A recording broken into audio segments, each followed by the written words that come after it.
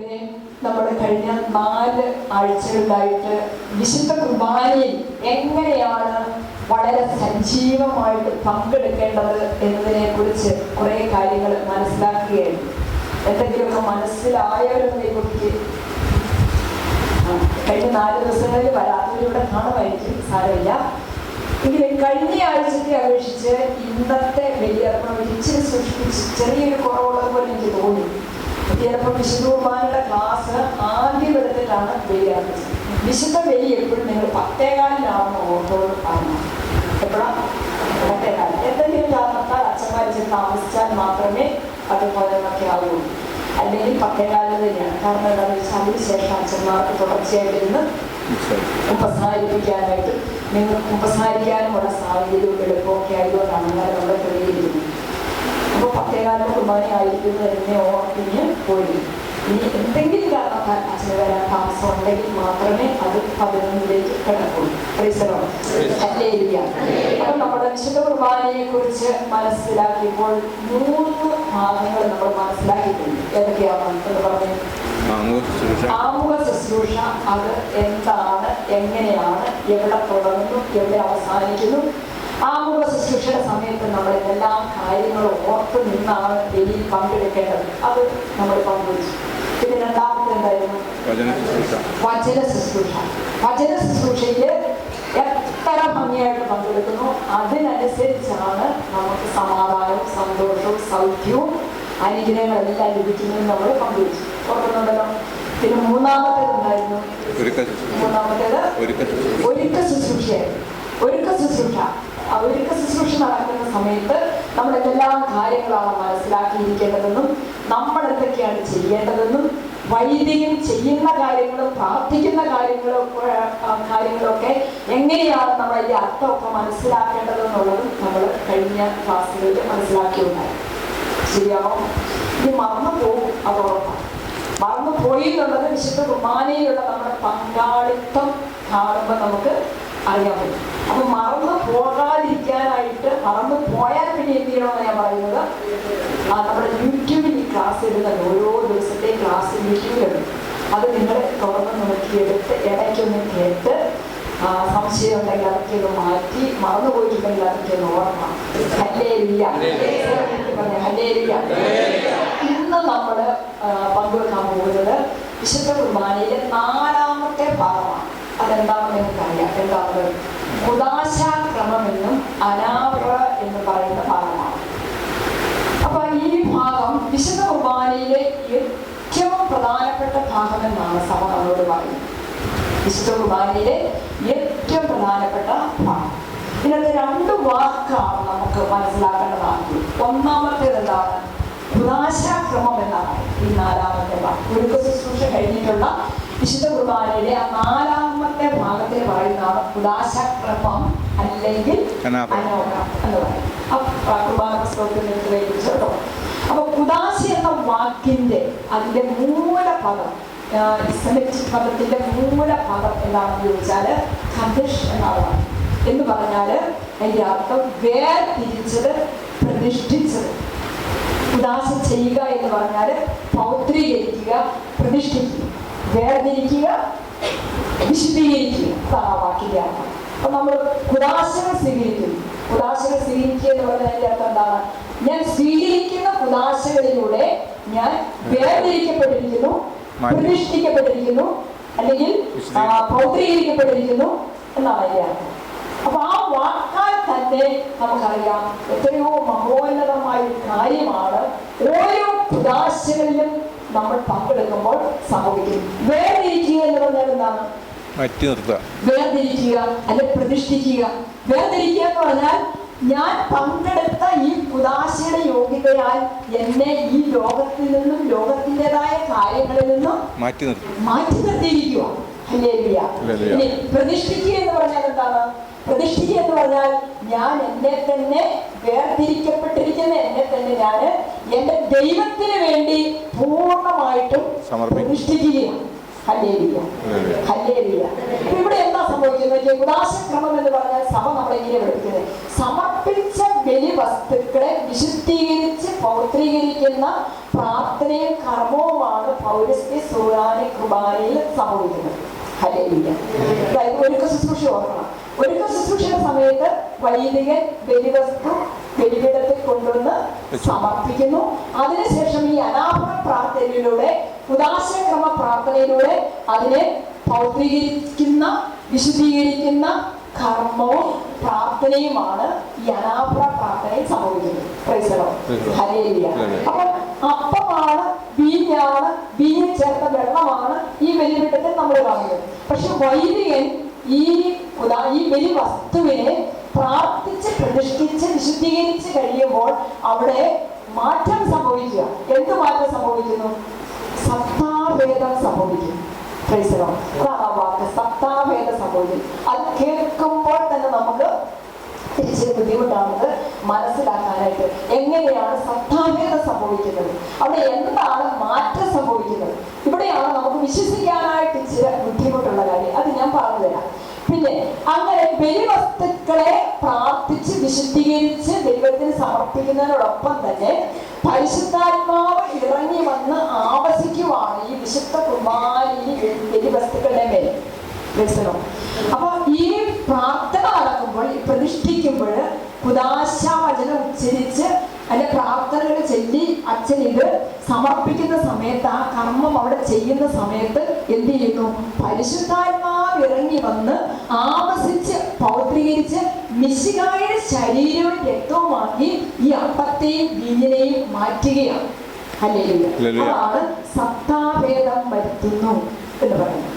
അതോടൊപ്പം വേറെ കാര്യം കൂടെ സംഭവിക്കുകയാണ്.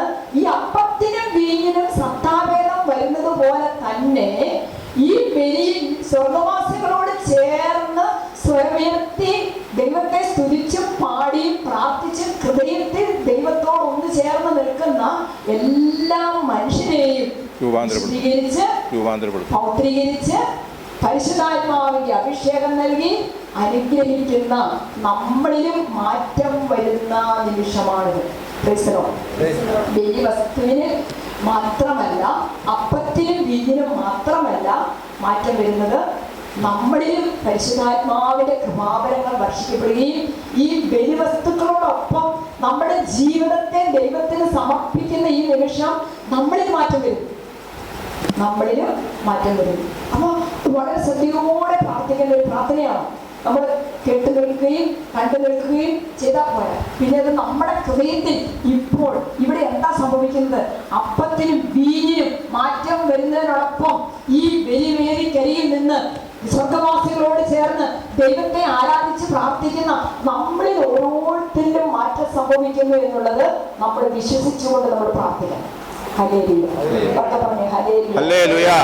ഓരോ ബലിയർപ്പണത്തിലും നമ്മൾ പങ്കെടുത്തിട്ട് പുറത്തോട്ടിറങ്ങുമ്പോൾ പഴയ മനുഷ്യരായിട്ടല്ല നമ്മൾ ആരായി മാറുകയാണ്? പുതിയ മനുഷ്യരാകുകയാണ്. പഴയത് കടന്നു പോകുന്നു, പുതിയത് കടന്നു വരുന്നു. ക്രിസ്തുവിനെ നമ്മൾ ധരിക്കുവാണ്. യേശു ക്രിസ്തുവിനെ നമ്മൾ ധരിക്കുകയാണ്. അതാണ് കുദാശാക്രമം എന്ന് പറയുന്ന ആ വാക്കിലൂടെ നമ്മൾ മനസ്സിലാക്കേണ്ട കാര്യം. അതുപോലെ അല്ലെങ്കിൽ ഈ പ്രാർത്ഥനയ്ക്ക് പറയുന്ന ഈ ഭാഗത്തിന്റെ സഭ പറയുന്നതാണ് അനാഭര. അനാഭര എന്ന് പറഞ്ഞാൽ ആ വാക്കിന്റെ അർത്ഥം എന്താണെന്ന് അറിയോ? വിശുദ്ധ കുർബാനയിലെ കൃതജ്ഞതാ പ്രകാശന പ്രാർത്ഥനയാണ് അനാഭര എന്ന് വിളിക്കുന്നത്. വിശുദ്ധ കുർബാന മുഴുവൻ നോക്കുമ്പോൾ നമുക്കറിയാം, ഈ അനാഭര എന്ന് പറയുന്ന ഒരു ഗ്രീക്ക് പദമാണ്. ഈ പദത്തിന്റെ അർത്ഥം കൃതജ്ഞത അർപ്പിക്കുക, ഉയർത്തുക, സമർപ്പിക്കുക എന്നാണ്. അതായത് കൃതജ്ഞത അർപ്പിക്കുക. വൈദികൻ ചെല്ലുന്ന പ്രാർത്ഥന നിലവിൽ മനസ്സിലാവും. കൃതജ്ഞത അർപ്പിക്കുക, ദൈവത്തിന് അപ്പവും വീഞ്ഞും കരങ്ങളിലെടുത്ത് കൃതജ്ഞതാ സ്തോത്രം ചെയ്ത് ദൈവത്തിന് സമർപ്പിക്കുകയാണ്, ഉയർത്തുകയാണ്. ദൈവത്തിന്റെ സന്നിധിയിലേക്ക് ഉയർത്തുന്നു, ദൈവത്തിന് സമർപ്പിക്കുന്നു, ദൈവത്തിന് നന്ദി പറയുന്നു. അതാണ് കുദാശാവചന പ്രാർത്ഥനയിലുള്ളത്. ഉണ്ടോ? കർത്താവായ ദൈവമേ, അങ്ങ് ഞങ്ങളുടെ മേൽ വർഷിച്ച സമൃദ്ധമായ അനുഗ്രഹങ്ങളെ പ്രതി ഞങ്ങൾ അങ്ങേക്ക് നന്ദി പറയുന്നു. അങ്ങയുടെ അഭിഷിക്തന്റെ ശരീരരക്തങ്ങളാകുന്ന ദിവ്യരഹസ്യങ്ങളുടെ ശുശ്രൂഷകരാകാൻ എളിയവരും പാപികളുമായിരുന്നിട്ടും ഞങ്ങളെ അങ്ങ് കാരുണ്യാതിരേകത്താൽ യോഗ്യരാക്കി. അങ്ങയുടെ കാരുണ്യമാണ് നമുക്കിതിനുള്ള യോഗ്യത. വിശുദ്ധ കുർബാനയിൽ പങ്കെടുക്കാനും ഓരോ വിശുദ്ധ കുർബാനയിലൂടെയും ദൈവം വർഷിക്കുന്ന അനുഗ്രഹങ്ങൾ സ്വീകരിക്കാനും നമ്മളെ യോഗ്യരാക്കുന്നത് ദൈവത്തിന്റെ അനന്തമായ കാരുണ്യമാണ്. ആ കാരുണ്യത്തിനാണ് ഞാൻ എൻ്റെ ദൈവത്തിന് നന്ദി പറയുന്നതെന്ന് വൈദികൻ ചെയ്യുന്ന പ്രാർത്ഥനയിൽ വ്യക്തമാണ്. അങ്ങ് നൽകിയ ഈ ദാനം തികഞ്ഞ സ്നേഹത്തോടും ഉറച്ച വിശ്വാസത്തോടും കൂടെ പരികർമ്മം ചെയ്യുവാൻ ഞങ്ങളെ ശക്തരാക്കണമെന്ന് അങ്ങയോട് ഞങ്ങൾ അപേക്ഷിക്കുന്നു.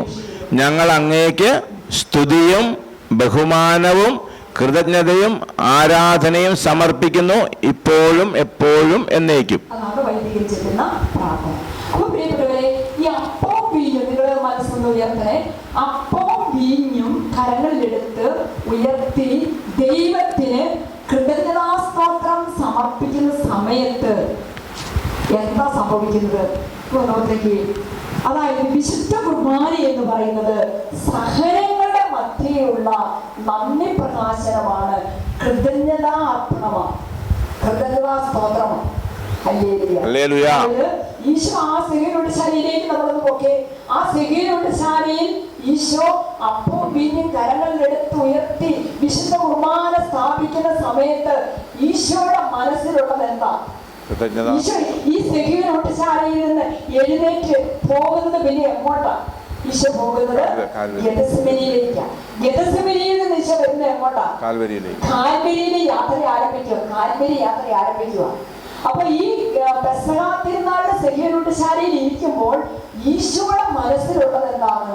ഇനി തൊട്ട് അടുത്ത നിമിഷം ഈശോയ്ക്ക് അനുഭവിക്കാനുള്ള എല്ലാ വേദനകളുടെയും സഹനങ്ങളുടെയും ക്രൂരമായ പീഡനങ്ങളുടെയും ഓർമ്മകൾ മനസ്സിലുണ്ട്.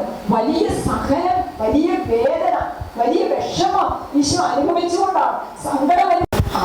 അതുകൊണ്ടാണ് വിശുദ്ധ യോഹന്നാന്റെ സുവിശേഷം 13-ാമത്തെ അധ്യായത്തിൽ നമ്മൾ വായിക്കുന്നുണ്ട്, ഈശോ എല്ലാ കാര്യങ്ങളും ഈശോയ്ക്ക് അറിയാമായിരുന്നു. പിതാവ് തന്നെ അയച്ചെന്നും പിതാവ് തന്നെ അയച്ചത് എന്തിനു വേണ്ടിയിട്ടാണെന്നും ഇനി തൊട്ടടുത്ത് സംഭവിക്കാൻ പോകുന്ന കാര്യങ്ങളെല്ലാം എന്താണെന്നും ഈശോയ്ക്ക് അറിയാമായിരുന്നു. അപ്പൊ ഈശോയുടെ മനസ്സിലെ വേദന ഒന്ന് ഓർത്തു നോക്കി, എത്രയോ വലുതാണെന്ന്. യൂദാസ് തന്നെ ഒറ്റിക്കൊടുക്കുമെന്ന് ഈശോയ്ക്ക് അറിയാമായിരുന്നു. പത്രോസ് തള്ളി പറയുമെന്ന് ഈശോയ്ക്ക് അറിയാമായിരുന്നു. ഈശോ കൂടെ കൊണ്ടു നടന്നു വളർത്തിയ പ്രിയപ്പെട്ട ശിഷ്യന്മാരെല്ലാവരും ഓരോരുത്തരായിട്ട് ഈശോയെ വിട്ടുപോകുമെന്ന് ഈശോയ്ക്ക് അറിയാമായിരുന്നു. നൊന്തു പെറ്റ അമ്മയുടെ മുമ്പിൽ ഒരു നീചനെ പോലെ തൂങ്ങിക്കിടന്ന് മരിക്കേണ്ടി വരുമെന്ന് ഈശോയ്ക്ക് അറിയാമായിരുന്നു. മുൾക്കുടി ധാരണം, മുൾമുടി ധരിപ്പിക്കുമെന്ന് ഈശോയ്ക്ക് അറിയാമായിരുന്നു. വളരെ ക്രൂരമായ പീഡനങ്ങളിലൂടെ അവർ ഈശോയെ പീഡിപ്പിക്കുമെന്ന് ഈശോയ്ക്ക് അറിയാമായിരുന്നു. അപ്പൊ ഈശോ എല്ലാം കണ്ടിരുന്നു, ഈശോ എല്ലാം അറിഞ്ഞിരുന്നു. അപ്പൊ കാൽവരിയിൽ ഈശോ അനുഭവിക്കാൻ പോകുന്ന വേദനകളും ആ കുരിശുമരണം തന്നെയും അതിന്റെ വേദനകളെല്ലാം ഈശോയുടെ ഹൃദയത്തിൽ ഉണ്ടായിരുന്ന സമയത്താണ് പ്രിയപ്പെട്ടവരെ ഈശോ എന്ത് ചെയ്യുന്നത്? പിതാവിന് കൃതജ്ഞത അർപ്പിക്കുന്നത്. Hallelujah, hallelujah, hallelujah, hallelujah, hallelujah, hallelujah, hallelujah. നമ്മുടെ ജീവിതത്തിലേക്ക് നോക്കിയേ, നമ്മുടെ ബലിയർപ്പണം എന്ന് പറയുന്നത്, നമ്മുടെ ബലിയർപ്പണം എന്ന് പറയുന്നത് ഇതുപോലെ തന്നെ ആകണം. ഓരോ പ്രാവശ്യം നമ്മൾ ബലിയർപ്പിക്കാൻ വേണ്ടിയിട്ട് കടന്നു വരുമ്പോൾ നമ്മൾ അഭിമുഖീകരിച്ചുകൊണ്ടിരിക്കുന്ന, നമ്മൾ നേരിട്ടുകൊണ്ടിരിക്കുന്ന, നമുക്ക് നേരിടാനുള്ള, നമ്മൾ കടന്നു പോയിക്കൊണ്ടിരിക്കുന്ന ഒരുപാട് വേദനകളുണ്ട്, സങ്കടങ്ങളുണ്ട്, നൊമ്പരങ്ങളുണ്ട്. നമ്മൾ പലപ്പോഴും കണ്ണുനീരോടെ ആയിരിക്കാം നമ്മൾ ബലിയിൽ പങ്കെടുക്കുന്നത്. ശാരീരികമായ രോഗങ്ങൾ ഉണ്ടായിരിക്കാം, തെറ്റിദ്ധാരണകൾ ഉണ്ടായിരിക്കാം, പ്രാർത്ഥിച്ച് ഉത്തരം കിട്ടാത്ത പ്രശ്നങ്ങൾ ഉണ്ടായിരിക്കാം, ഒരു പ്രശ്നത്തിനും പരിഹാരം കണ്ടെത്താൻ പറ്റാത്ത അവസ്ഥകൾ ഉണ്ടായിരിക്കാം. അങ്ങനെ ഒരുപാട് വേദനയോടെ നിൽക്കുമ്പോഴും ഞാൻ എങ്ങനെ ബലിയർപ്പിക്കണമെന്നാണ് കർത്താവ് നമ്മളെ പഠിപ്പിക്കുന്നത്. കൃതജ്ഞതയുടെ ബലി ഞാൻ എന്റെ ദൈവത്തിന് സമർപ്പിക്കണം. നന്ദിയുടെ ബലി, ആ സഹനങ്ങളെ ഓർത്ത്, ആ സഹനങ്ങളിലൂടെ ഞാൻ കടന്നു പോകുന്ന സഹനങ്ങളിലൂടെ ഞാൻ കടന്നു പോയി കഴിയുമ്പോഴാണ് ആ സഹനം എനിക്ക് എന്തായി മാറുന്നത്? കൃപയായി മാറുന്നത്, അഭിഷേകമായി മാറുന്നത്, അനുഗ്രഹമായി മാറുന്നത്. അവിടെ ഈശോ പറയുകയാണ്, പ്രിയപ്പെട്ടവരെ, ഒരു സഹനവും നാശമല്ല, ശാപമല്ല, ദുരിതമല്ല. അതാണ് നമുക്കുള്ള കൃപ, അതാണ് നമുക്കുള്ള അഭിഷേകം, അതാണ് നമുക്കുള്ള അനുഗ്രഹം.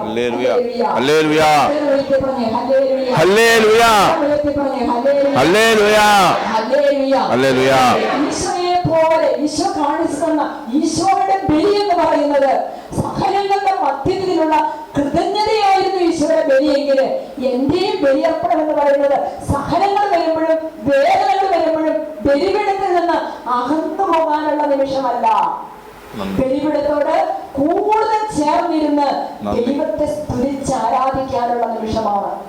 പരാതി പറയാനുള്ള നിമിഷങ്ങളല്ല, സങ്കടപ്പെടാനുള്ള നിമിഷങ്ങളല്ല, പിന്നെന്താണ് നിരാശപ്പെടാനുള്ള നിമിഷങ്ങളല്ല, ദൈവത്തിൽ നിന്ന് അകന്നു നിൽക്കാനുള്ള സമയമല്ല, പ്രാർത്ഥിക്കാതിരിക്കാനുള്ള സമയമല്ല.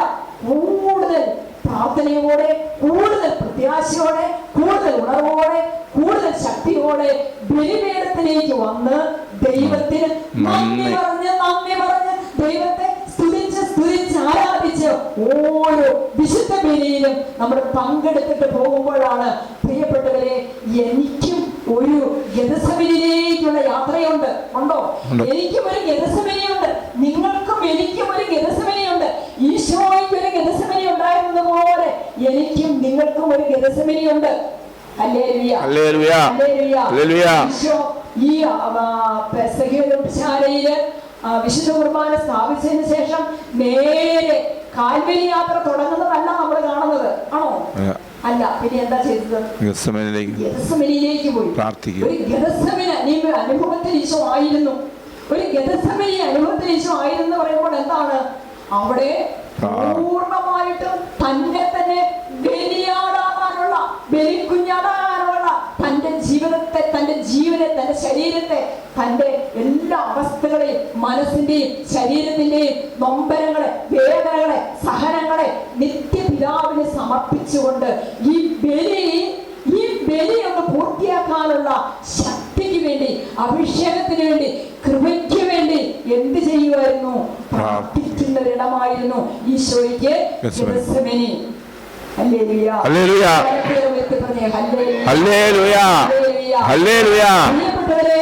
ദൈവത്തിന് മുൻപില് നമ്മുടെ ഓരോരുത്തരുടെയും ജീവിത അന്തസ്സുണ്ടല്ലോ. നമ്മൾ ഓരോരുത്തരും ഓരോ ജീവിത അന്തസ്സിലായിരുന്നുകൊണ്ടാണ് നമ്മളുടെ ഈ ദൗത്യം, നമ്മളെ ഈ ദൈവം ഏൽപ്പിച്ചിരിക്കുന്ന ഈ ദൗത്യം പൂർത്തിയാക്കുന്നത്. അങ്ങനെ നമ്മൾ നമ്മുടെ ദൗത്യം പൂർത്തിയാക്കുമ്പോൾ നമുക്ക് പൂർത്തിയാക്കാൻ പറ്റുന്നില്ലെങ്കിൽ, എന്ന് പറഞ്ഞാല് മുന്നോട്ട് പോകാൻ പറ്റുന്നില്ലെങ്കിൽ, സഹനങ്ങളെ സ്വീകരിക്കാൻ പറ്റുന്നില്ലെങ്കിൽ, പ്രതിസന്ധിയുടെ മുമ്പിൽ നമ്മൾ പതറിപ്പോവുകയാണെങ്കിൽ നമുക്ക് ഒരിടമില്ലാത്തത് കൊണ്ടാണെന്നാണ് ഞാൻ പറയുന്നത്. ഏതിടം? ഗെത്സമനി. ഞാൻ എന്റെ ജീവിതത്തിന്റെ ദുഃഖങ്ങളെയും വേദനകളെയും കൈനീട്ടി, ആ സഹനത്തിന്റെ കൈനീട്ടി സ്വീകരിക്കുന്ന ഒരു നിമിഷമാണ് ഗെത്സമനി പ്രാർത്ഥന. ആ ഗെത്സമനി പ്രാർത്ഥനയിലൂടെ കടന്നുപോയി കഴിയുമ്പോഴാണ് പിതാവ് നമ്മളെ ശക്തിപ്പെടുത്തുന്ന, സ്വർഗം ഇറങ്ങി വന്ന് മുന്നോട്ട് പോകാനായിട്ടുള്ള ശക്തി പകരുന്ന അനുഭവം നമുക്കുണ്ടാകുന്നത്.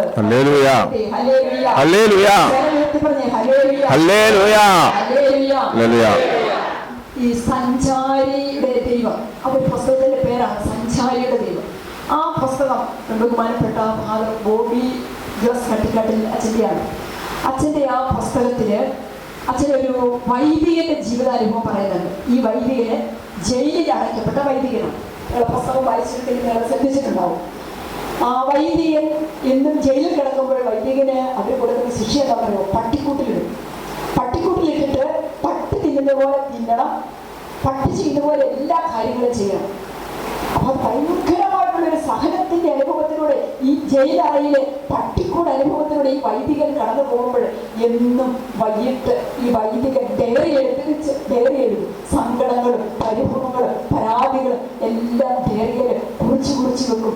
ജയിലിലെ പട്ടിക്കൂട്ടിൽ കിടന്ന് അനുഭവിച്ച ദുരിതങ്ങള്, കഷ്ടപ്പാടുകള്, വേദനകൾ എന്ന് പറഞ്ഞ് ഈ വൈദികൻ എഴുതി വെക്കും. പക്ഷെ ഒരു ദിവസം രാത്രിയില് ഡയറിയൊക്കെ എഴുതി വെച്ചിട്ട് കിടന്നുറങ്ങുന്ന സമയത്ത് ഈ വൈദികൻ കാണുകയാണ് ഈശോയുടെ പീഡാസഹനം.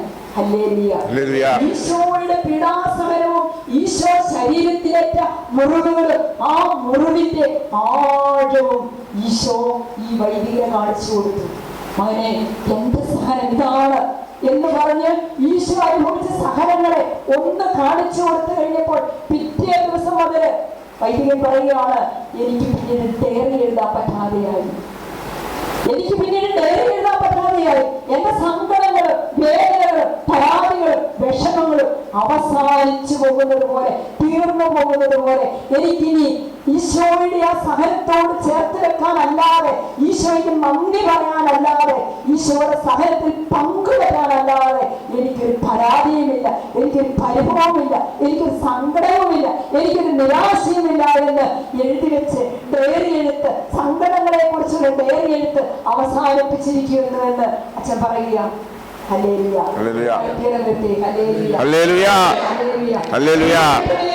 ഓരോ വിശുദ്ധ കുർബാനയുടെ അർപ്പണവും ഈശോയുടെ പീഡാസഹനങ്ങളെ ഈശോ നമുക്ക് കാണിച്ചു തരുന്ന നിമിഷമാണ്.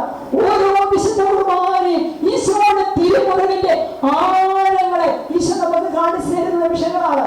ഓരോ വിശുദ്ധ കുർബാനയിലും ഈശോയുടെ പീഡാസഹനങ്ങളിലൂടെയും ഈശോയുടെ തിരുമുറിവിന്റെ ആഴം കണ്ട് അനുഭവിച്ചും ബോധ്യപ്പെട്ടും സങ്കടങ്ങളില്ലാതെ, പരാതികളില്ലാതെ, പരിഭവങ്ങളില്ലാതെ ജീവിതത്തിന്റെ ഏതൊറ്റപ്പെടലുകളെയും സങ്കടങ്ങളെയും കൈ നീട്ടി സ്വീകരിച്ച് പരാതി പറയാതെ, സങ്കടപ്പെടാതെ ജീവിക്കാനുള്ള ഒരു ശക്തി, ജീവിക്കാനുള്ള ഒരു കൃപ നമ്മൾ സംഭരിക്കുന്ന, നേടിയെടുക്കുന്ന ഒരു നിമിഷമാണ് വിശുദ്ധ കുർബാനയുടെ നിമിഷം.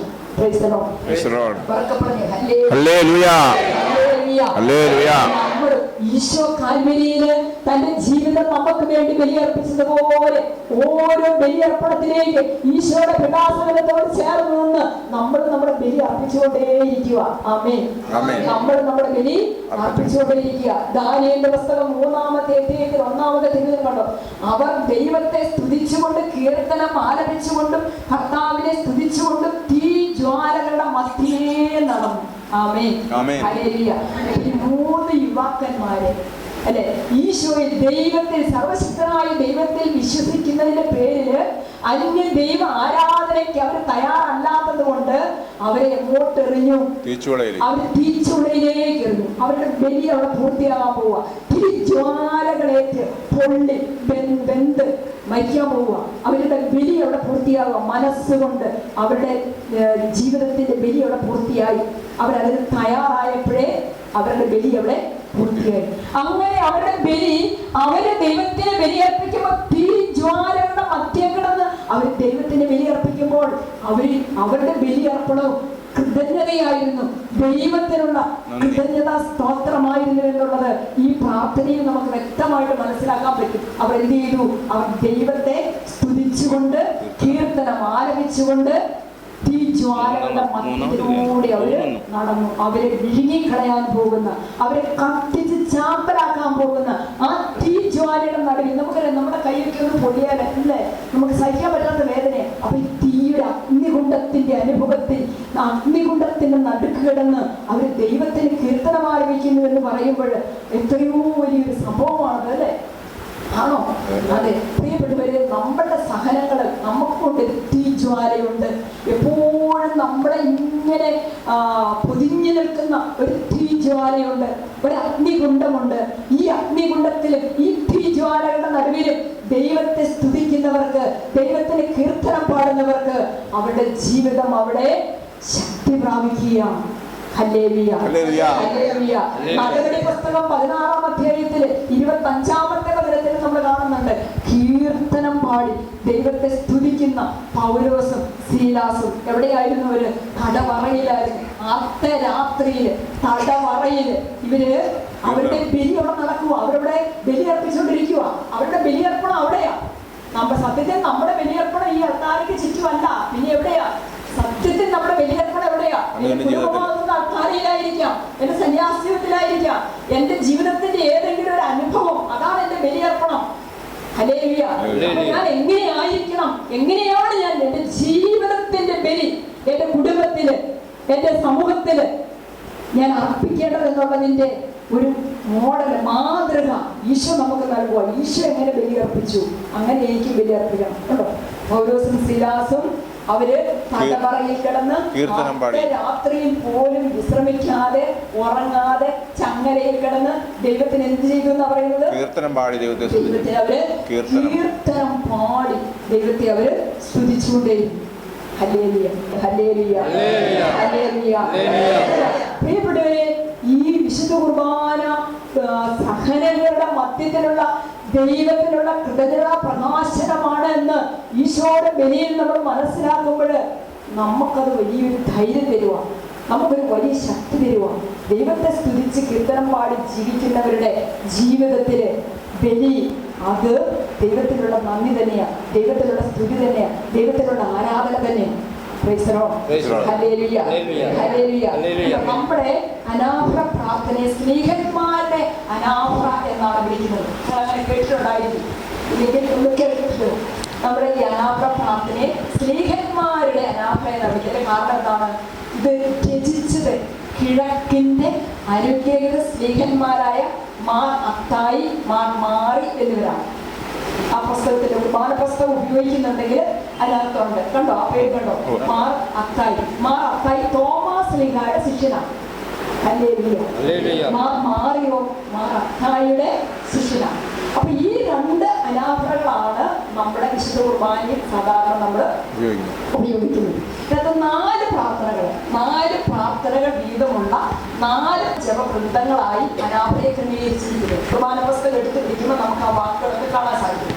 ആദ്യത്തെ പിതാവായ ദൈവത്തോടും, രണ്ടാമത്തേത് പരിശുദ്ധ ത്രിത്വത്തോടും, മൂന്നാമത്തേത് പുത്രനായ ദൈവത്തോടും, 4-മത്തേത് പരിശുദ്ധാത്മാവിനോടുമുള്ള പ്രാർത്ഥനയാണ്. പലപ്പേരും വ്യക്തിപ്പെടാം. ആദ്യത്തെ പിതാവായ ദൈവത്തിന് നമ്മൾ സ്തുതി അർപ്പിക്കുക, നന്ദി പറയുക. രണ്ടാമത്തേത് പരിശുദ്ധ ത്രിത്വത്തോട് മുഴുവനും, പിതാവും പുത്രനും പരിശുദ്ധാത്മാവും അടങ്ങിയ പരിശുദ്ധ ത്രിത്വത്തിലുള്ള കൃതജ്ഞതാ പ്രാർത്ഥനയാണ്. മൂന്നാമത്തേത് പുത്രനായ ദൈവത്തിന്, ഈ രക്ഷാകര കർമ്മം പൂർത്തിയാക്കുന്ന പുത്രനായ ദൈവത്തിനുള്ള കൃതജ്ഞതാ പ്രാർത്ഥനയാണ്. 4-മത്തേത് പരിശുദ്ധാത്മാവിനോടുള്ള പ്രാർത്ഥനയാണ്. കാർമികൻ കുനിഞ്ഞ് കരങ്ങൾ കൂപ്പി ഒന്നാം ചെല്ലുന്നു, കർത്താവായ ദൈവമേ അങ്ങ് ഞങ്ങളുടെ കണ്ടോന്ന് കേട്ടതാണ്. അതിനുശേഷം വൈദികൻ എന്ത് ചെയ്യുന്നു? ആ പ്രാർത്ഥന ചെല്ലുകയും വൈദികൻ എന്താ ചെല്ലുന്നത്? വൈദികൻ സമാധാനം ആശംസിക്കുന്നു. സമാധാനം ആശംസിക്കുന്നു. നമ്മൾ എന്ത് ചെയ്യുന്നു? വൈദികൻ ആശംസിക്കുന്ന സമാധാനം നമ്മൾ സ്വീകരിക്കുന്നു. ഇത് സ്വീകരിക്കാത്തത് കൊണ്ടല്ലേ നമ്മൾ ആ സമാധാനത്തോടെ വിശുദ്ധ ബലി അർപ്പിച്ചിട്ട് കടന്നു പോകുന്നത്. രണ്ടാമത്തെ ദൈവം സമാധാന ആശംസ മുതലുള്ള ഓശാന ഗീതം വരെയുള്ള പ്രാർത്ഥനയാണ്. സമാധാന ആശംസിക്കുന്നത് മുതൽ ഓശാന ഗീതം വരെയുള്ള പ്രാർത്ഥനയാണ് രണ്ടാമത്തേത്.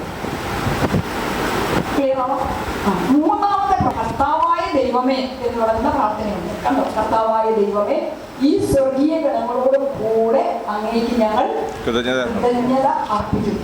അവിടെ ആരുണ്ടപ്പം ബലി അർപ്പിക്കുന്ന സമയത്ത് നമ്മൾ മാത്രമല്ല ഉള്ളത്, പിന്നെ ആരും കൂടെ ഉണ്ട്? സ്വർഗം മുഴുവനും ഉണ്ട്. ഈ സ്വർഗീയ ഗണങ്ങളോടൊപ്പം ആ വൈദികന്റെ ആ പ്രാർത്ഥനയിലൂടെ നമ്മളെ ഓർമ്മപ്പെടുത്തുക. നമ്മൾ തന്നെയല്ല, ഈ ഭൂമിയിലുള്ള നമ്മൾ തന്നെയല്ല, ഇവിടെ മുഴുവൻ നിറഞ്ഞ് ആരും നിൽക്കുന്നുണ്ട്. സ്വർഗീയ ഗണം മുഴുവനുണ്ട്. ഇല്ലേ? പ്രാർത്ഥനയില്ലേ? പ്രാർത്ഥിച്ച് കർത്താവായ ദൈവമേ, ഈ സ്വർഗീയ ഗണങ്ങളോട് കൂടെ അങ്ങേക്ക് ഞങ്ങൾ കൃതജ്ഞത സമർപ്പിക്കുന്നു. അങ്ങയുടെ പ്രിയപുത്രൻ ഞങ്ങളോട് കൽപ്പിച്ചതുപോലെ എളിയവരും ബലഹീനരും ആകുലരുമായ ഈ ദാസർ അവിടുത്തെ നാമത്തിൽ ഒരുമിച്ച് കൂടി അങ്ങയുടെ രക്ഷയുടെ സ്മാരകമായ ഈ രഹസ്യം തിരുസന്നിധിയിൽ അർപ്പിക്കുന്നു.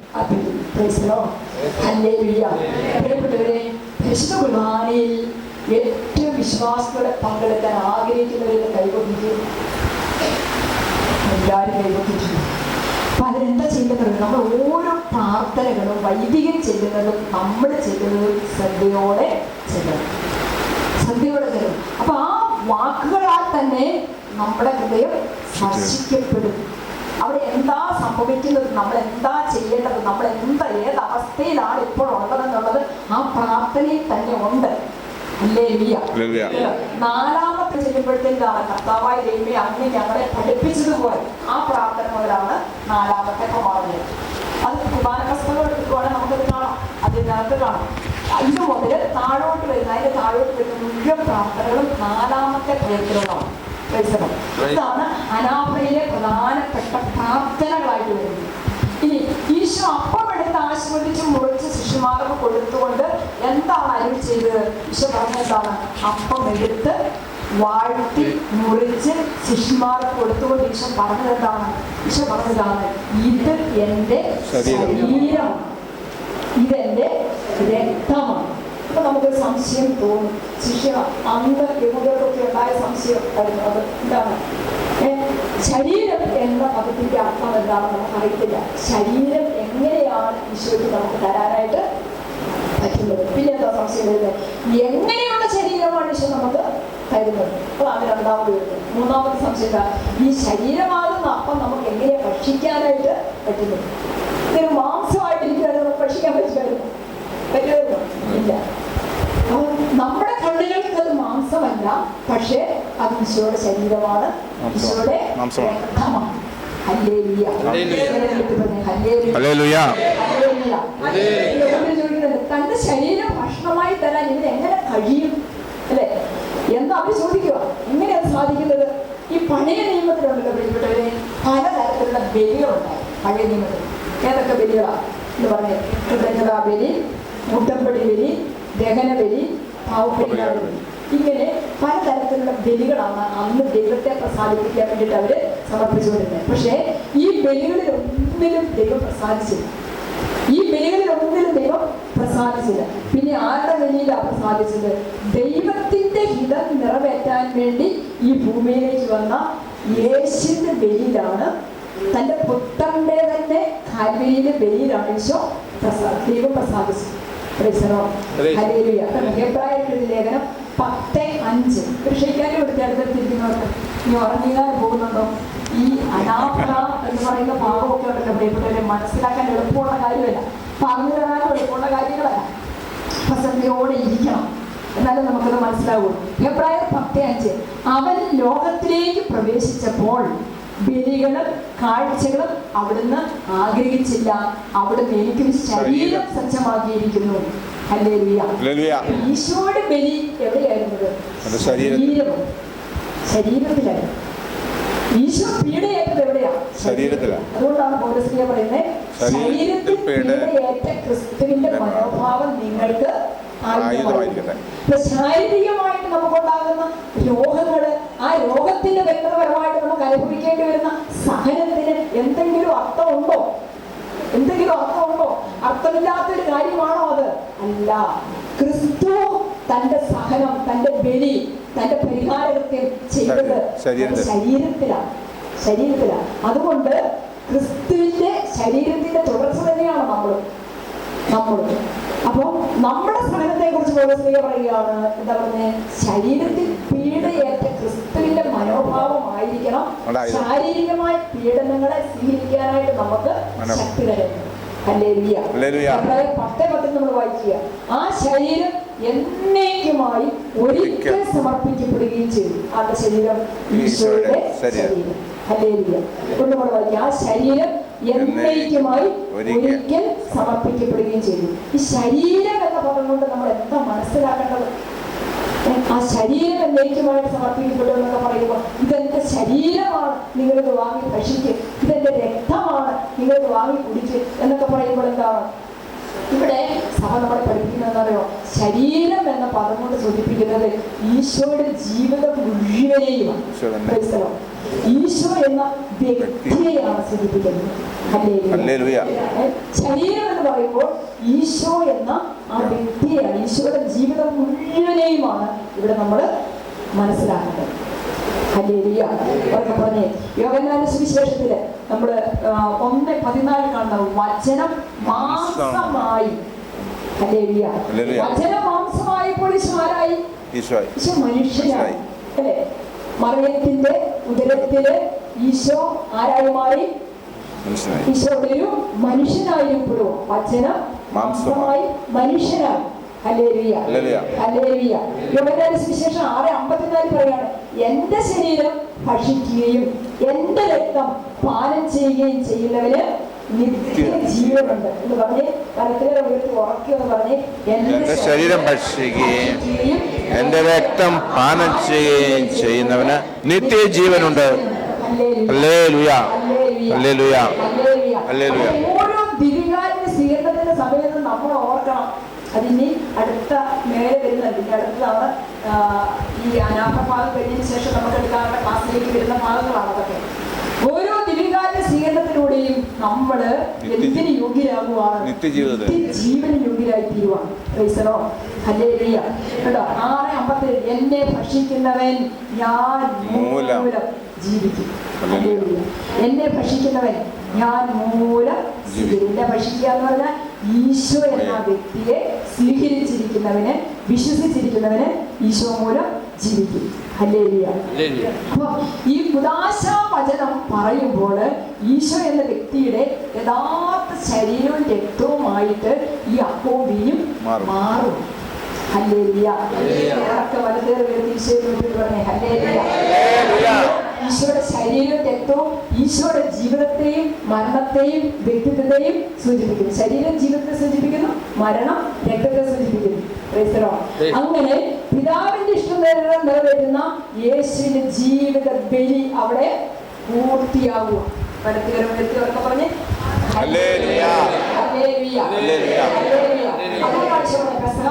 പാപമോചനം പ്രാപിക്കുകയോ നിത്യരക്ഷ നേടുകയോ ചെയ്യുന്നില്ല.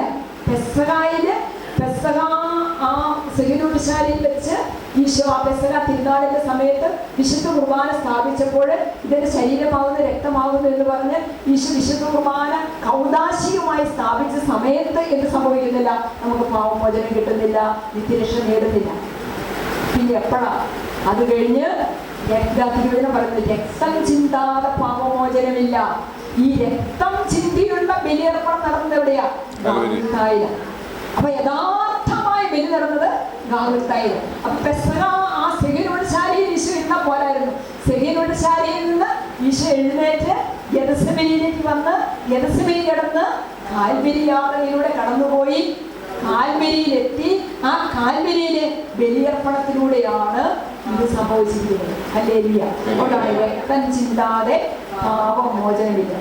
അപ്പൊ പെസഹ തിരുനാളിന് ശേഷം ഈശോ പെട്ടെന്ന് തന്നെ ആ തിരുനാൾ ആഘോഷം കൊണ്ടാടി ഇങ്ങനെ ഉല്ലസിച്ച് നടക്കുമല്ല. ഈശോ അതികഠിനമായ വേദന ഉള്ളിൽ അനുഭവിച്ച് ഈശോ ഗെത്സമനിയിലേക്ക് വരുന്നു. പഴയ നിയമത്തില് ശ്രീരാമലയുടെ അടിവാരത്തിൽ വെച്ച് ആടിന്റെ രക്തം തളിച്ചുകൊണ്ട് യാഹ്വേയും ഇസ്രായേലും തമ്മിലുള്ള ഉടമ്പടി സ്ഥാപിച്ചു. പഴയ നിയമത്തിൽ എങ്ങനെയായിരുന്നു ദൈവവും ദൈവജനവും തമ്മിലുള്ള ഉടമ്പടി?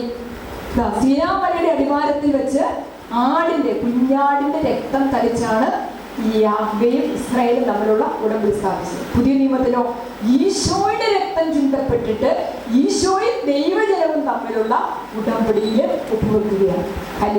എന്താണ് ആ ഉടമ്പടി? ഈ ഈശോയുടെ കുരിശുമരണത്തിൽ വിശ്വസിച്ച് ഈശോയുടെ ശരീരം രക്തവും ഭക്ഷിക്കുന്നവന് എന്ത് കിട്ടും? നിത്യജീവൻ ലഭിക്കും. ആമേൻ. പറഞ്ഞേ ആമേൻ. യോഹന്നാന്റെ സുവിശേഷം 6-ാം അധ്യായത്തിന് 53-54 തിരുവചനങ്ങളിലാണ് സത്യം സത്യമായി ഞാൻ നിങ്ങളോട് പറയുന്നു, നിങ്ങൾ മനുഷ്യപുത്രന്റെ ശരീരം ഭക്ഷിക്കുന്നില്ലെങ്കിൽ നിങ്ങൾക്ക് ജീവനില്ല, ഭക്ഷിക്കുന്നെങ്കിൽ നിങ്ങൾക്ക് ജീവനുണ്ട്. യോഹന്നാന്റെ സുവിശേഷം 1:4 നമ്മൾ വായിക്കുകയാണ്, അവനിൽ ജീവൻ ഉണ്ടായിരുന്നു, ആ ജീവൻ മനുഷ്യരുടെ വെളിച്ചമായിരുന്നു എന്ന് പറഞ്ഞേ. അവനിൽ ജീവൻ ഉണ്ടായിരുന്നു, ആ ജീവൻ മനുഷ്യരുടെ വെളിച്ചമായിരുന്നു. ഹല്ലേലൂയ. ആ വെളിച്ചം ഇരുളിൽ പ്രകാശിക്കുന്നു. ആ വെളിച്ചത്തിന്റെ പ്രത്യേകത എന്താണ്? ഇരുളിൽ പ്രകാശിക്കുന്നു. ഈ ലോകത്തിന്റെ സകല അന്ധകാരങ്ങളുടെ കൂടിയിരുട്ടിലും ഈശോ പ്രകാശിതനാണ്. അപ്പൊ ഈശോയെ സ്വീകരിക്കുന്ന, ഈശോ എന്ന വ്യക്തിയെ സ്വീകരിച്ചിരിക്കുന്ന ഞാനും നിങ്ങളും ഒക്കെ ഈ ലോകത്തിൽ അന്ധകാരം നിറഞ്ഞ ഈ ലോകത്തിൽ വെളിച്ചമാണ്. ഞാൻ വന്നിരിക്കുന്നത് യോഹന്നാന്റെ സുവിശേഷം 10:10 ഞാൻ വന്നിരിക്കുന്നത് ജീവനുണ്ടാകുവാനും അത് സമൃദ്ധം ഉണ്ടാകാനുമാണ്. ഈശോയുടെ അതിദാരുണമായ പീഡാസഹനത്തിന്റെയും കുരിശുമരണത്തിന്റെയും യോഗ്യതയിൽ നിന്നാണ് നമുക്ക് എന്ത് ലഭിച്ചത്? ജീവൻ. എന്ത് ജീവനാ? നിത്യജീവൻ. അറ്റുപോകുന്ന ജീവനല്ല, പിന്നെയോ തീർന്നു പോകുന്ന ജീവനല്ല, പിന്നെയോ ഒരിക്കലും അവസാനിക്കാത്ത ജീവൻ, നിത്യജീവൻ.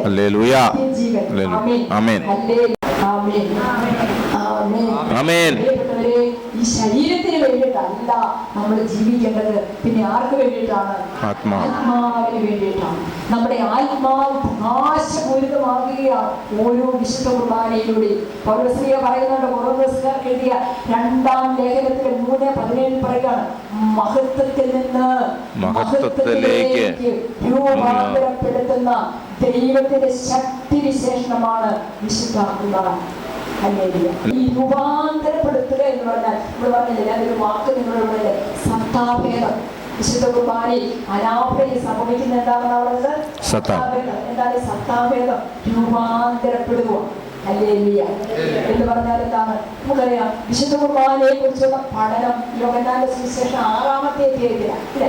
നമുക്ക് ഏറ്റവും കൂടുതൽ വൈദ്യുതി പറഞ്ഞു തരുന്ന ഒരു അധ്യായമാണ് വിശുദ്ധ കുർബാനയെ കുറിച്ചുള്ള ചാപ്റ്റർ. അത് 6-ാമത്തെ അധ്യായത്തിലാണ്. അവിടെ നമ്മൾ കാണുന്നുണ്ട് വിശുദ്ധ കുർബാനയെ കുറിച്ച് പറഞ്ഞു തുടങ്ങുന്നതിന് മുമ്പ് 6-ാം അധ്യായം 5 മുതൽ 15 വരെയുള്ള വാക്യം നമ്മൾ കാണുന്നത് ഈശോ അപ്പം വർദ്ധിപ്പിക്കുന്നതാണ്.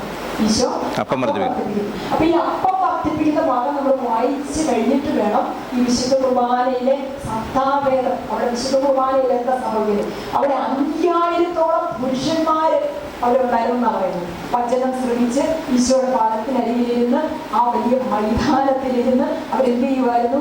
ഈശോയുടെ അന്തരങ്ങളിൽ നിന്ന് വരുന്ന വചനം അവർ ശ്രമിക്കുമായിരുന്നു. ഹല്ലേലൂയ.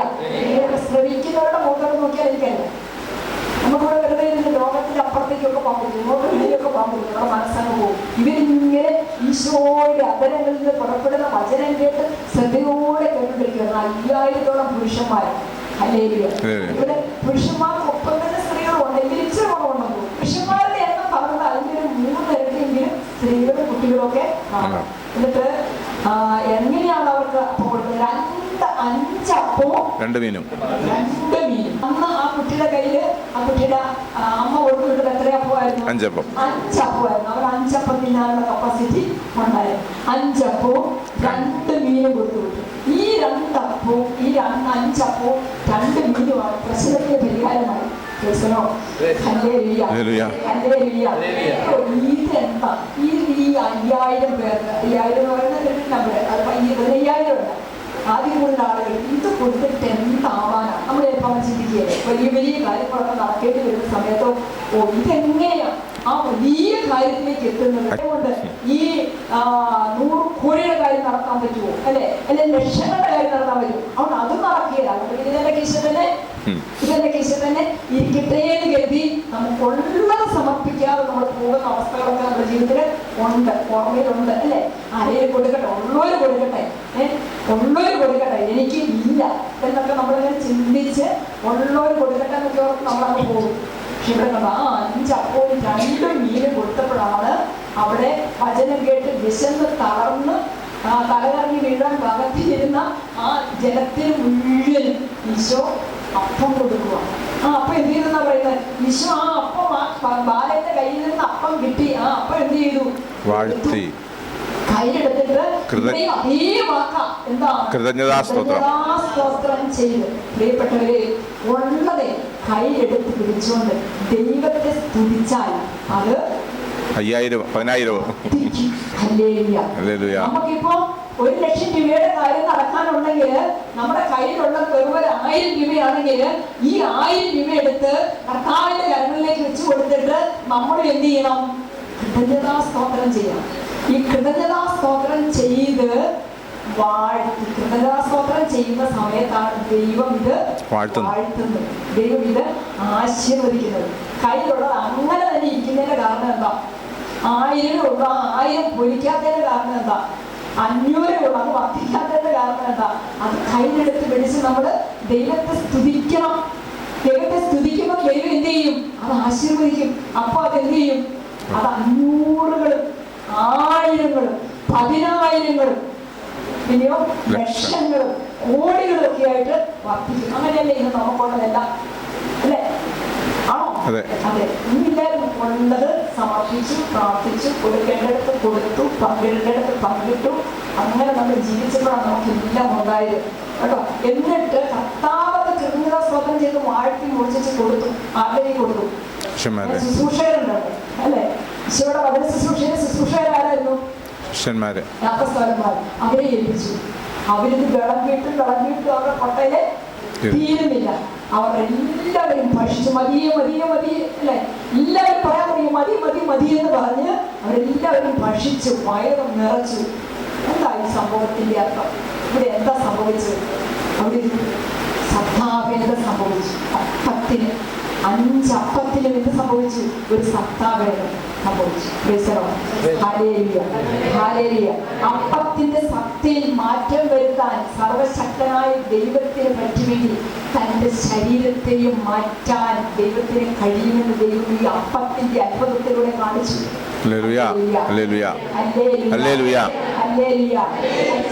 വിശ്വസിക്കാൻ പറ്റില്ല, പക്ഷെ നമ്മൾ വിശ്വസിക്കുവാൻ, അല്ലെ, ദൈവിക രഹസ്യങ്ങളെല്ലാം ചോദ്യം ചെയ്യാതെ നമ്മൾ വിശ്വസിക്കുകയാണ്. വീണ്ടും നമ്മൾ കാണും 6-ാമത്തെ തന്നെ 16 മുതലുള്ള വചനം വായിക്കുവാണെങ്കിൽ അവിടെ കർത്താവ് വ്യക്തമാക്കി തരുന്ന വേറൊരു അനുഭവം നമ്മൾ കാണുവാണ്. ഈശോ അപ്പമൊക്കെ വർദ്ധിപ്പിച്ച് എല്ലാവരെയും ഭക്ഷിച്ച് തൃപ്തരാക്കി സന്തോഷത്തോടെ പറഞ്ഞു വിട്ടതിന് ശേഷം ഈശോ കടലിന് മീതെ നടക്കുക. ഈ വെള്ളത്തിന് മുകളിലൂടെ ഈശോ നടന്ന് മുന്നോട്ട് നീങ്ങുമ്പോൾ ഈശോ വെള്ളത്തിൽ മുങ്ങിപ്പോയോ? ഇല്ല. എന്താ കാരണം? എന്നാൽ അതുപോലെ പത്രോസ് വെള്ളത്തിന്റെ മുകളിൽ കൂടെ നടന്നപ്പോഴോ താഴെ പോയില്ലേ? ഈശോ താഴെ പോയില്ല. അവിടെ എന്തായി സംഭവിച്ചത്? അതുപോലെ ഈശോയുടെ ശരീരത്തിനൊരു സത്താഭേദം വരുത്തുക. അങ്ങനെയാ ലോകത്തിന്റെ നിയമങ്ങൾ അനുസരിച്ച് ഇരുമ്പ് വെള്ളത്തിലിട്ടാൽ എന്ത് സംഭവിക്കും? അത് താഴെ പോകും, ഉറപ്പാണ്. എന്നാൽ ഈ ഇരുമ്പ് കൊണ്ടുണ്ടാക്കിയ കപ്പൽ നോക്കി നോക്കി, ആ കപ്പൽ പോകുന്നുണ്ടോ? ഇല്ല. കാരണം ആ കപ്പലിന്റെ ബോഡി അത് ആ രീതിയിൽ ക്രമീകരിച്ചിരിക്കുക. ആ രീതിയിലാണ് അതിന്റെ ക്രമീകരണം. അപ്പൊ ഈ ഫ്ലോട്ടിംഗ് ഫോഴ്സ് ഇങ്ങനെ വരുമ്പോഴും അതിൽ ഇതെല്ലാം ക്രമപ്പെടുത്തപ്പെട്ടിരിക്കുക.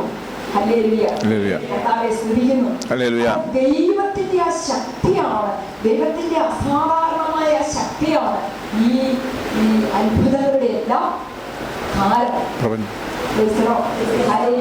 വെള്ളത്തിന് മുകളിലൂടെ ഈശോ നടക്കുമ്പോൾ ആ വെള്ളത്തിലേക്ക് ഈശോ മുങ്ങിപ്പോകുന്നത്. കാരണം ആ സമയത്ത് ശരീരത്തിന് മാറ്റം സംഭവിക്കും.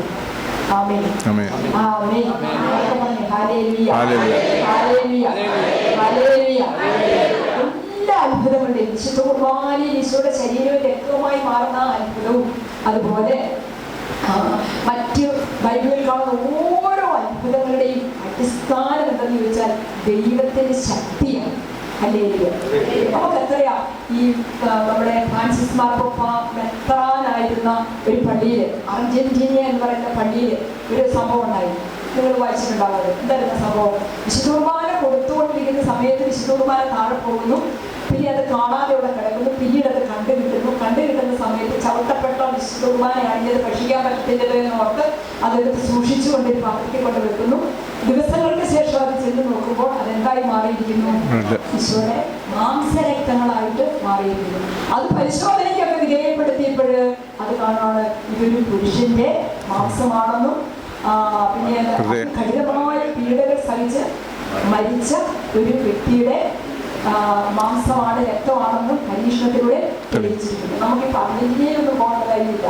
പിന്നെ എങ്ങോട്ട് പോയാൽ മതി? നമ്മുടെ തൊട്ടടുത്ത് വിളക്കന്നൂര് 2013 ഈ ഒരു മഹാസംഭവം നടന്നു, അല്ലെ?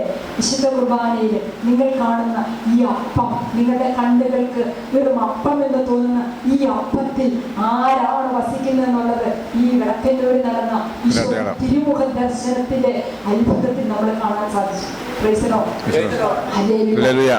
സഭയിൽ പ്രിയപ്പെട്ടവരെ എത്ര അത്ഭുതങ്ങളാണെന്നറിയോ സംഭവിച്ചിരിക്കുന്നത്? ദിവ്യകാരുണ്യത്തിന്റെ അത്ഭുതങ്ങൾ. അപ്പൊ വിശുദ്ധ കുർബാനയോടുള്ള നമ്മുടെ സ്നേഹവും വിശ്വാസവും ഭക്തിയും വർദ്ധിച്ച് കഴിയുമ്പോഴാണ് ശരിക്കും നമുക്ക് വലിയൊരു മാനസാന്തരത്തിന്റെയും രൂപപ്പെടുത്തലിന്റെയും അനുഭവത്തിലേക്ക് കടന്നു വരുന്നത്.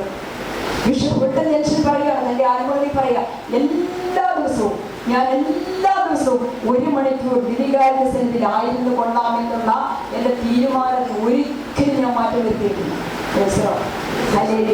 ഇവിടെ ഇരിക്കുന്നതിൽ പലരും ഞാൻ എല്ലാ ദിവസവും വിശുദ്ധ കുർബാന അർപ്പിക്കുമെന്നുള്ള തീരുമാനത്തിലുള്ള നിൽക്കുന്നവരാണ്, അല്ലെ? ഒത്തിരി പേര് എല്ലാ ദിവസവും വിശുദ്ധ ബലി അർപ്പിക്കുന്നവര് കുറേ പേരുണ്ട്. വിശുദ്ധ ഫ്രാൻസിസ് പറയുകയാണ്, ആധ്യാത്മിക അനുഷ്ഠാനങ്ങളില് ഏറ്റവും ശ്രേഷ്ഠവും വിശുദ്ധവും പരമവുമായ ബലിയാണ് വിശുദ്ധ കുർബാന. നമ്മൾ ചെയ്യുന്ന ഏത് ആധ്യാത്മിക അനുഷ്ഠാനങ്ങളിലും ഏറ്റവും വലുത് വിശുദ്ധ കുർബാനയാണ്. തിരുസഭയുടെ എല്ലാ പ്രവർത്തനങ്ങളുടെയും കേന്ദ്രമാണ് വിശുദ്ധ കുർബാന. സഭയുടെ എല്ലാ പ്രവർത്തനങ്ങളും ഭക്തിയും വിശുദ്ധ കുർബാനയിലേക്ക് ഒഴുകിയെത്തണമെന്നാണ്. സഭ നമ്മളോട് പറയും. നൊവേനയാകട്ടെ, മറ്റ് ജപമാല പ്രാർത്ഥനയാകട്ടെ, ഏത് പ്രാർത്ഥനയുമാകട്ടെ, എല്ലാം വിശുദ്ധ കുർബാനയിലേക്ക്. ഇപ്പൊ നമ്മള് ജപമാലയൊക്കെ ചൊല്ലി പ്രാർത്ഥിക്കുമ്പോഴും മറ്റ് നൊവേനകളൊക്കെ ചൊല്ലി പ്രാർത്ഥിക്കുമ്പോഴും മറ്റു കുഞ്ഞു കുഞ്ഞു പ്രാർത്ഥനകളൊക്കെ നമുക്ക് അറിയാവുന്നതും മറ്റുള്ളവർ പഠിപ്പിച്ചൊക്കെ ചെല്ലുമ്പോഴും വിശുദ്ധ കുർബാനയുടെ യോഗ്യതകളോട് ചേർത്ത് കർത്താവെ ഞാൻ സമർപ്പിക്കുന്നു. എന്ന് പറഞ്ഞേ ഹല്ലേലൂയ. ഈശോയുടെ പക്കലേക്ക് നമ്മളെ തിരുന്ന് വിട്ടുകൊടുക്കുക.